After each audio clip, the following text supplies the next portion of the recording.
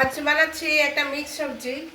আর এর মধ্যে আছে, আগে বলে দিই, কুমড়ো, এই হচ্ছে মূলো, এই হচ্ছে শিম, এই হচ্ছে পেঁপে, এবার এটাও পেঁপে, আর হচ্ছে জাবের মতো পালং শাক। ফোড়ন দিয়েছি 5 ফোড়ন, শুকনো লঙ্কা, সবাই মোটামুটি জানেন। যেটা দিইনি আলু, আলু দিলে একরকম স্বাদ, আলু না দিলে একরকম স্বাদ। এরপর দিলাম এর মধ্যে অনেকটা জিরের গুঁড়ো দিয়েছি, ধনের গুঁড়ো দিইনি, ধনের গুঁড়ো এখানে আমার ভালো লাগবে না ভেবে দিলাম না। লঙ্কার গুঁড়ো দিলাম আর গরম মশলা দিলাম একটুখানি, বাস এই হচ্ছে এর মশলা। এর থেকে বেশি আর কিছু দেবো না। এবার এটা নাড়াচাড়ি করে শুকিয়ে আপনাদের দেখাবো যে কিরম করলাম। ইচ্ছে করলে বড়ি দেওয়া যেত, কিন্তু সকালে লাউয়ের তরকারি করেছিলাম, তাতে বড়ি দিয়েছিলাম বলে এখন আর এটার মধ্যে দিচ্ছি না। এখন হয়ে গেল রেডি সবজি। আজকে রাতে এটাই আমাদের খাবার। আর ভাবছেন রুটির সঙ্গে খাবো? না, ভাত দিয়েই খাবো।